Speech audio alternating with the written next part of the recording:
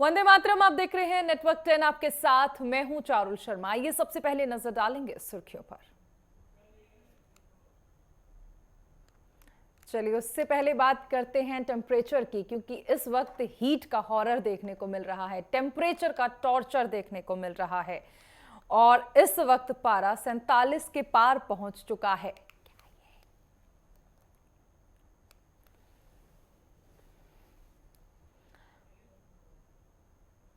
उत्तर भारत में इन दिनों भीषण गर्मी पड़ रही है। जून के महीने में चिलचिलाती धूप और हीट वेव ने हालात बदतर कर रखे हैं। लोगों को ज्यादा से ज्यादा पानी पीने और धूप में सिर को ढककर चलने की सलाह दी जा रही है, क्योंकि गर्मी अभी और सताएगी। ऐसे में हम आपको बताएंगे कि देश भर के अलग अलग राज्य के अलग अलग शहरों में ग्राउंड जीरो पर गर्मी के हालात क्या हैं।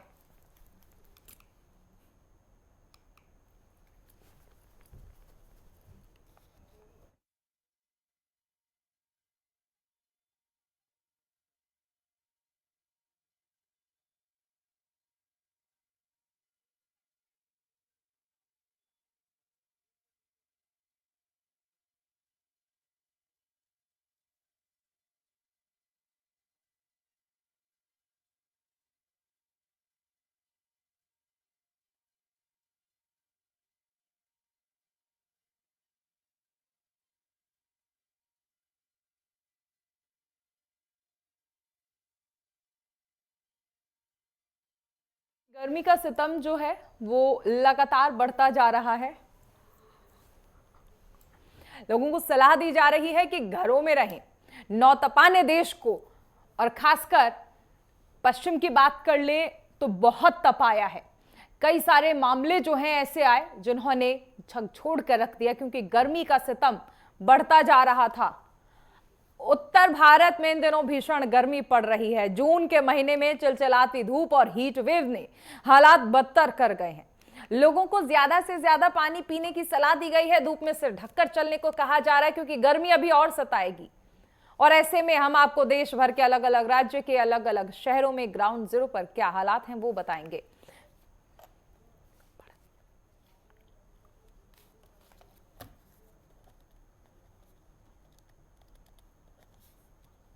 हमारे साथ हमारी दो सहयोगी ग्राउंड जीरो से जुड़ गई हैं। ईशा ठाकुर हमारे साथ जुड़ी हैं, पल्लवी हमारे साथ दिल्ली से हैं। पल्लवी, सबसे पहले आपके पास आना चाहेंगे, राजधानी दिल्ली में इस वक्त गर्मी का सितम जो है वो किस तरह लोगों को परेशान कर रहा है?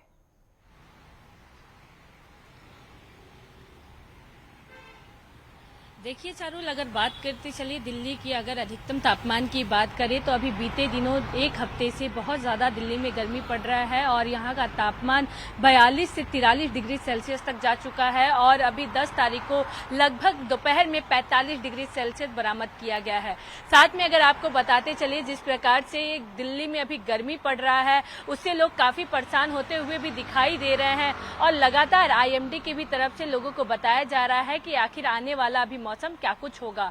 तो जिस प्रकार से लगातार आईएमडी भी लोगों को निर्देश देती हुई दिखाई दे रही है। और साथ में अगर बात करते चले आईएमडी का स्पष्ट तौर पे दिल्ली में अगर बात करते चले या दिल्ली के आसपास के इलाकों में अगर बात करें तो यहाँ पे ऑरेंज अलर्ट कर दिया गया है, ऑरेंज अलर्ट लगाया गया है आईएमडी की तरफ से और लोगों को घर से निकलने के लिए मना किया गया है कि आखिर जितना जब आवश्यकता पड़े तभी वो घर से बाहर निकले और अगर निकलते भी हैं वो धूप में तो वो छाते का प्रयोग करें और ज्यादा से ज्यादा ठंडे पानी और ठंडी चीजों का सेवन करें और ज्यादातर लोग अपने सर को ढक के चले, जिससे वो थोड़ी गर्मी से बच सकते हैं, यानी हीट वेव से बच सकते हैं। और साथ में आईएमडी ने ये भी बताया कि 3 दिनों तक, यानी अभी 1-2 दिन और भी गर्मी इसी प्रकार से रहने वाली है। उसके बाद कहीं ना कहीं हल्के बूंदाबांदी के साथ बारिश हो सकती है और हवा चलेगी, जिससे थोड़ी तापमान में गिरावट देखने को मिलेगी। साथ में अगर बात करते चलिए, इसको लेके डॉक्टर भी लगातार लोगों को हिदायत देते हुए दिखाई दे रहे हैं। डॉक्टर भी लगातार लोगों को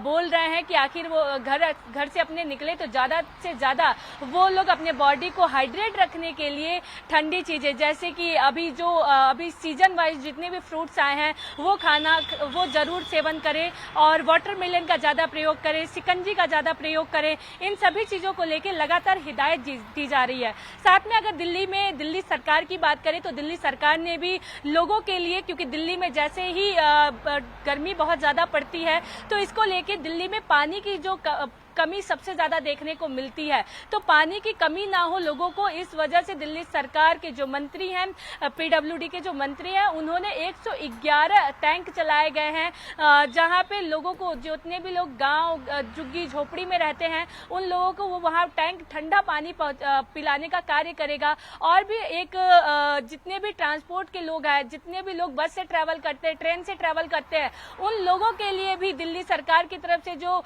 मंत्री पंकज सिंह है, स्वास्थ्य मंत्री, उन्होंने भी एक जलदूत नाम दिया है जहां पे लोग ठंडा पानी फ्री में पी सकते हैं। इसका इनॉग्रेशन अभी 2 दिन पहले उन्होंने किया है और लोगों को बताया भी है और लोगों को हिदायत भी दी है कि आखिर अगर वो ट्रैवल करें तो किन किन लोकेशन पे इनको ये जलदूत मिल सकता है। इसको लेके उन्होंने बाकायदा एक डाटा लोगों से साझा किया है और लोगों से ये भी निवेदन करते हुए लोग दिखाई दे रहे हैं कि वो अगर गर्मी इतना ज्यादा पड़ रही है तो इससे अपने आप को बचाने के लिए लोग घर से तभी निकले जब उनको बहुत ज्यादा आवश्यकता हो। साथ में अगर बात करते चले जिस प्रकार से अभी दिल्ली में गर्मी पड़ रही है, तो अभी आईएमडी की तरफ से जिस प्रकार से कहा गया है कि 2-3 दिन बाद जो है हल्की बूंदाबांदी के साथ बरसात हो सकती है, तो कहीं ना कहीं दिल्ली में तब जाके टेम्परेचर थोड़ा नॉर्मल देखने को मिलेगा। पर अभी जो दिल्ली का टेम्परेचर है इससे लोग काफी परेशान होते हुए इंतजार कर रहे हैं कि कब दिल्ली में मेघ बरसे ताकि इस गर्मी से राहत मिल सके। ईशा भी हमारे साथ हैं। ईशा, इस वक्त क्या हाल है वहां पर? चंडीगढ़ में गर्मी का सितम किस तरह से लोगों को परेशान कर रहा है? देखिए, मौसम विभाग की तरफ से ऑरेंज अलर्ट आज हीट वेव और गर्मी का जारी किया गया है। सबसे पहले तस्वीर यहां पर दिखा देती हूं जहां पे मैं मौजूद हूं। इक्का दुक्का लोग ज़रूर घरों से बाहर निकल रहे हैं, जो कामकाज के लिए भी निकले हुए हैं वो भी कहीं ना कहीं गर्मी के चलते जो पेयजल है या नारियल का पानी है या लस्सी है वो पीने के लिए यहाँ पर पहुँच रहे हैं। पहले इनसे ही बात कर लेते हैं। जिस तरीके से गर्मी बहुत ज़्यादा बढ़ गई है, कई रिकॉर्ड टूटे हैं इस बार, क्या कुछ कहेंगे आप? मैम, इस बारी तो बहुत ज़्यादा गर्मी है। अभी घर से निकलने का मन नहीं कर रहा था। वैसे मैं 1:30-2 बजे जाता हूँ, बट मैं कहा थोड़ा ठंडा मौसम हो जाए फिर निकलूँ। और वहाँ से यहाँ तक आते आते इतनी गर्मी लगी कि मेरे को नारियल पानी पीना पड़ा। काम काज में दिक्कत आ रही है क्योंकि सुबह की बात है मैम, बहुत ज़्यादा गर्मी है। मेरी खुद की शॉप है 15 में कपड़े की, तो कस्टमर सुबह से आता ही नहीं, शाम को आता है जी। बिल्कुल। देखिए, सबसे पहले मैं रिपोर्ट यहाँ पर बता दूं, मौसम विभाग की तरफ से जो जारी किया गया है आज के लिए, देखिए ऑरेंज अलर्ट चंडीगढ़ में जारी किया गया है, पंजाब हरियाणा में भी। और बीते कल की अगर बात करें तो भटिंडा पूरे देश भर में सबसे गर्म शहर था और भटिंडा का जो अधिकतम तापमान है 47.6 डिग्री सेल्सियस रिकॉर्ड किया गया था। और आज भी भटिंडा सबसे ज़्यादा गर्म इस वक्त आंका गया है और थोड़ी ही देर में मौसम विभाग की तरफ से दोबारा से रिपोर्ट दी जाएगी जिसमें बताया जाएगा कि अधिकतम तापमान भटिंडा का क्या रहा है। इससे पहले क्योंकि राजस्थान के श्री गंगानगर की बात करें तो वहाँ का तापमान हमेशा ही सबसे ज़्यादा रहता है, लेकिन राजस्थान का भी रिकॉर्ड कहीं ना कहीं पंजाब ने अब तोड़ दिया है और पंजाब का भटिंडा इस वक्त सबसे ज्यादा गर्म चल रहा है। पिछले कई दिनों से 45 से ऊपर पारा इस वक्त भटिंडा का चल रहा है। दूसरी तरफ अगर हम सिरसा की बात करें, हरियाणा का सिरसा इस वक्त सबसे ज्यादा गर्म है, जहां का तापमान बीते कल 46.2 डिग्री सेल्सियस दर्ज किया गया था और आज भी मौसम विभाग का पूर्वानुमान है कि 46 से ऊपर ही ये तापमान रह सकता है। आज के लिए देखिए ऑरेंज अलर्ट जारी किया गया है और 12 और 13 तारीख के लिए भी मौसम विभाग की तरफ से फिलहाल येलो अलर्ट जारी किया गया है और मौसम विभाग का कहना है कि इसे बदला भी जा सकता है और रेड अलर्ट तक इसे जारी किया जा सकता है। वहीं अगर 15 और 16 जून की बात करें, माफ़ कीजिएगा 14 और 15 जून की बात करें तो कई जगहों पर बारिश हो सकती है। ट्राई सिटी की बात करें, पंचकुला, मोहाली और चंडीगढ़ में बारिश का यहाँ पर पूर्वानुमान है। इसी के साथ पंजाब और हरियाणा के कई जिलों में बारिश हो सकती है, लेकिन 16 और 17 जून को कहीं ना कहीं इस गर्मी से लोगों को राहत मिल सकती है, लेकिन लू इस वक्त देखिए बहुत ज़्यादा चल रही है। हिदायतें यहाँ पर सरकारों की तरफ से जारी कर दी गई है, चाहे पंजाब सरकार की बात करें, हरियाणा सरकार की बात करें या चंडीगढ़ प्रशासन की तरफ से। हालांकि आज कबीर जयंती है, उसके चलते देखिए जो सरकारी दफ्तर है वो बंद हैं, स्कूल कॉलेज लगातार बंद रखे गए हैं गर्मी के चलते। यहाँ पर पंजाब और हरियाणा में सभी सरकारी और प्राइवेट स्कूल 30 जून तक बंद रहेंगे, लेकिन गर्मी बहुत ज़्यादा है और लोगों को ये हिदायत दी गई है कि दोपहर 12 बजे से 3 बजे तक तो बिल्कुल भी घरों से बाहर ना निकलें। इसके अलावा किसानों के लिए भी एडवाइजरी जारी की गई है कि अगर वो खेतों में काम करते हैं तो दोपहर के वक्त बिल्कुल भी ना जाए। सुबह 10 बजे से लेकर शाम 5 बजे तक खेतों में मनाही है काम करने की। और ऐसे में ठीक है, ईशा लौटेंगे आपके पास। हमारे साथ हमारे वरिष्ठ सहयोगी राजकुमार चौधरी भी जुड़े हुए हैं। राजकुमार, शुरुआत में हमने देखा था कि मई में कुछ दिन ऐसे भी रहे जिस दौरान बारिश हुई, यानी लोगों को ये उम्मीद थी कि समय से पहले मानसून आ सकता है, राहत मिल सकती है गर्मी से। लेकिन फिलहाल जो हालात हैं, अब तो बस इंतजार ही किया जा रहा है कि फिर से मानसून आ जाए, फिर से बारिश हो जाए, ताकि ये गर्मी जो है वो फिलहाल कुछ राहत तो दे दे। देखिए चारुल, पूरी दुनिया में इस समय एक बहुत विशेष कार्यक्रम चल रहा है, जलवायु परिवर्तन जिसका नाम दिया गया है। प्रधानमंत्री नरेंद्र मोदी तमाम देशों में इस बात की तस्दीक करते हुए दिख रहे हैं और वो हमेशा अपने बहुत सारे जो वक्तव्य हैं उसमें उन्होंने कहा भी है कि अधिक से अधिक पेड़ लगाओ। इसीलिए अभी माँ के नाम पर एक पेड़ लगाने की जो परिकल्पना उन्होंने की पर्यावरण दिवस के अवसर पर, और तमाम तरह का। देखिए ये ज़मीन जो है ना, ये ज़मीन तपती है, अगर पेड़ नहीं होंगे तो छाया नहीं होगी, और छाया नहीं होगी तो स्वाभाविक तौर पर आम आदमी को इसका हरण देखना पड़ेगा। और ये जो एनसीआर का जो क्षेत्र है, कंक्रीट के जो जंगल बन रहे हैं, ये कंक्रीट के जंगल कहीं ना कहीं आम आदमी को प्रभावित कर रहे हैं।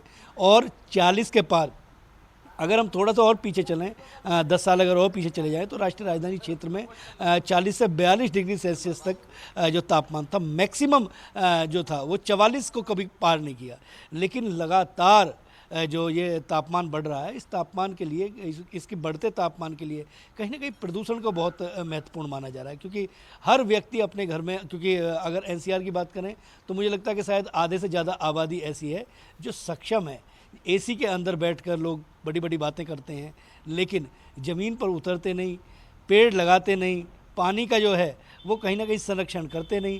तो स्वाभाविक तौर पर अब पूरी दुनिया ने इस बात को देखा है, पूरी दुनिया के तमाम देशों ने, 200 से ज़्यादा जो देश हैं, उन्होंने जो ये अभियान चलाया है जलवायु परिवर्तन का। क्योंकि मौसम में हम लोग आज जून में खड़े हुए हैं, हमेशा जितनी गर्मी अब है, ये गर्मी कभी जुलाई में हुआ करती, जुलाई के फर्स्ट वीक में जाके हुआ करती, अभी जेठ का महीना जो है वो शुरुआत के दौर पर है।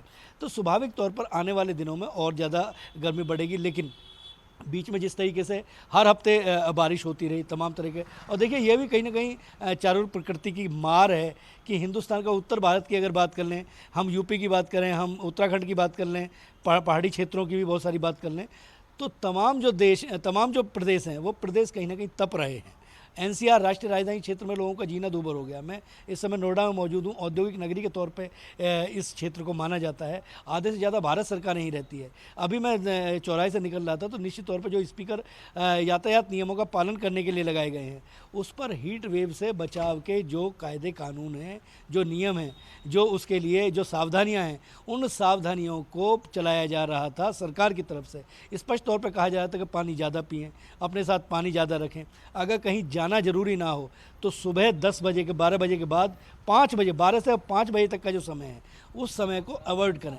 औद्योगिक क्षेत्र में सड़कों पर अगर चले जाएँ तो सड़कों पर कई जगह कई इलाके ऐसे हैं कि जहाँ पर कर्फ्यू जैसे हालात हैं। मतलब जो लोग गाड़ियाँ हैं, वातानुकूलित गाड़ियाँ में लोग, ऐसा नहीं है कि सफ़र नहीं कर रहे हैं, लेकिन स्वाभाविक तौर पर आम आदमी के लिए ये सारे मौसम जो है आम आदमी के लिए बने हैं और आम आदमी निश्चित तौर पर इस पर प्रभावित हो रहा है।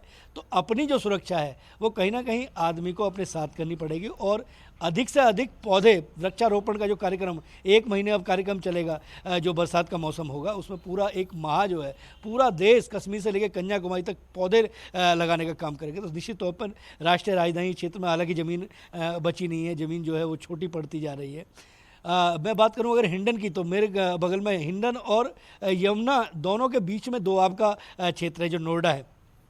हिंडन नदी के बिल्कुल किनारे पर। ये हिंडन नदी थी, जो पुराने जानकार हैं, जो पुराने लोग हैं, अगर किसी की उम्र 60 साल से ऊपर है तो वो लोग बताते हैं कि सन 1978 में यहाँ अंतिम समय में बाढ़ आई थी और यमुना और हिंडन दोनों जो है वो मिल गई थी, दोनों पानी मिल गए थे। दोनों की दूरी तकरीबन 15 किलोमीटर के आसपास बैठती है। लेकिन अगर आज हिंडन नदी को हम देखेंगे तो हिंडन नदी केवल 8 फीट के एरिया पर चल रही है। उसमें लोगों ने घर बना लिए हैं, कंक्रीट के जंगल खड़े कर दिए हैं। तो स्वाभाविक तौर पर जब जल को, पानी को निकलने का रास्ता नहीं मिलेगा तो स्वाभाविक तौर पर देखिए राजकुमार, यही कुछ मुद्दे हैं जिसकी वजह से हम ये भी देखते हैं कि कई बार प्रोटेस्ट किया जाता है।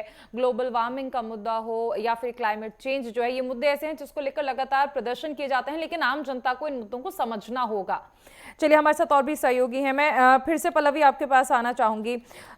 ये देखिए, हमेशा देखने को मिलता है कि सरकारें ये कहती हैं कि इंतजाम किए जा रहे हैं, गर्मी को नहीं रोका जा सकता है, लेकिन जनता को कैसे सहूलियत मिले, कैसे उन्हें राहत मिले, इसके उपाय तो किए जा सकते हैं। ऐसे कुछ उपाय दिल्ली सरकार की ओर से किए जा रहे हो?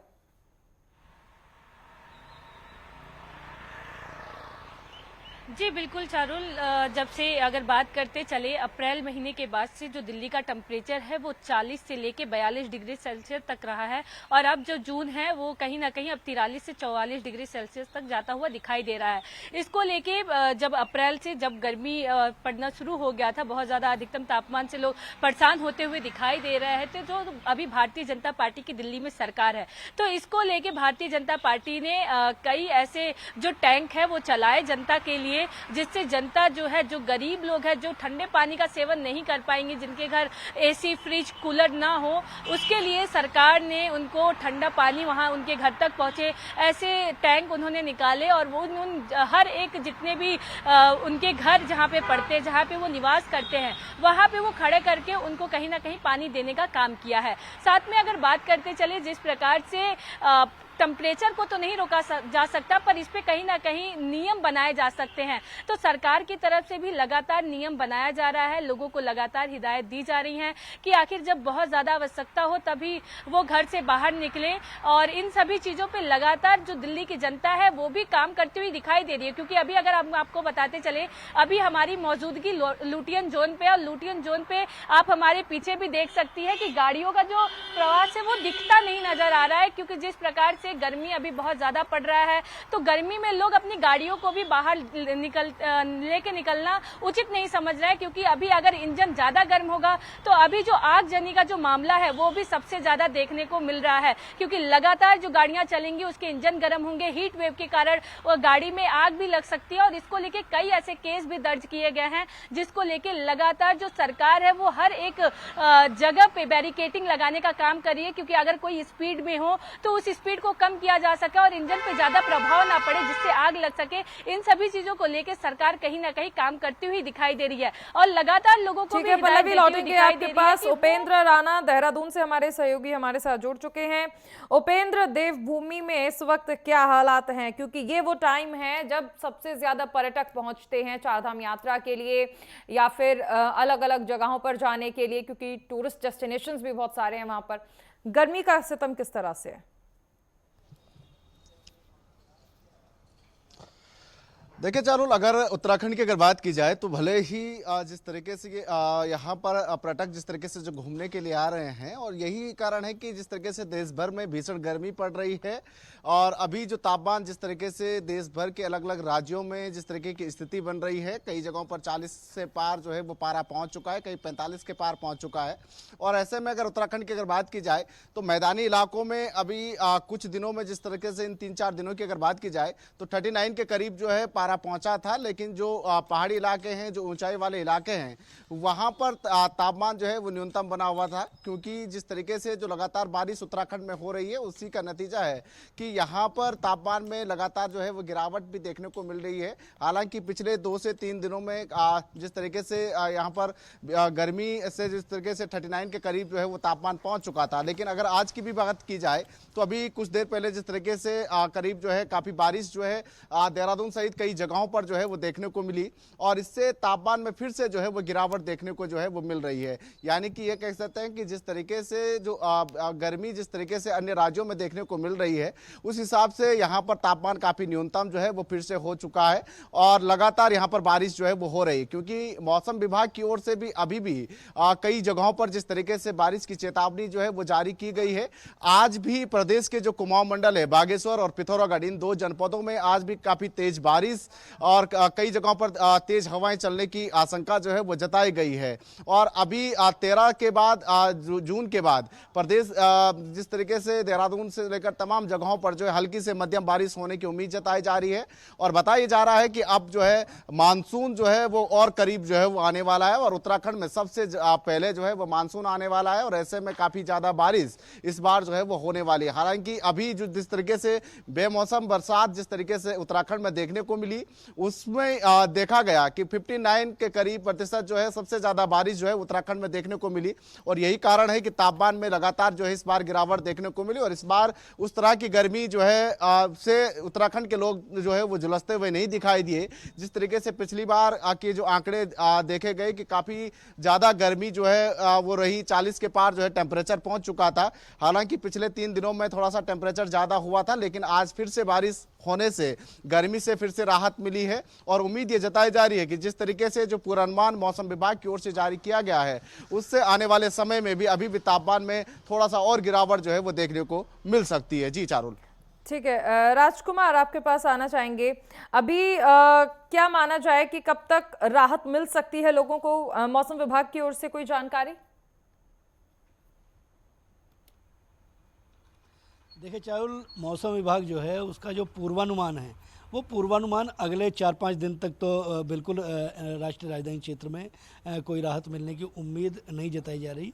लेकिन जिस तरीके की परिस्थितियां अब जब हमारे सहयोगी देहरादून से बता रहे थे, तो स्वाभाविक तौर पर पहाड़ से जो हवाएं चलती हैं वो निश्चित तौर पर जब ज़मीन पर आती हैं और मैदानी इलाकों में आती हैं तो स्वाभाविक तौर पर थोड़ा सा तापमान जो है उसमें ज़रूर राहत मिलती है। लेकिन बारिश का अभी तक कोई इस तरीके की सूचना पूर्वानुमान जो मौसम वैज्ञानिक हैं उन्होंने इस बात का कोई पुष्टि नहीं की है कि अगले 4-5 दिनों में किसी तरीके का कोई जो है वो राहत मिलेगी। मुझे लगता है कि शायद ये आज हम लोग बुधवार पर खड़े हैं और शायद मुझे लगता है कि अब ये सप्ताह जो है, इस सप्ताह तो निश्चित तौर पर तपती हुई जो गर्मी है उससे लोगों को दो चार होना पड़ेगा और अपनी जो सुरक्षा है उस सुरक्षा के फिलहाल लिए इंतजार ही किया जा सकता है सजग होना होगा कि आखिर कब उसे मेघ अपनी बरसेंगे और तैयारियां कब लोगों को इस झुलझुलाती गर्मी से राहत मिलेगी।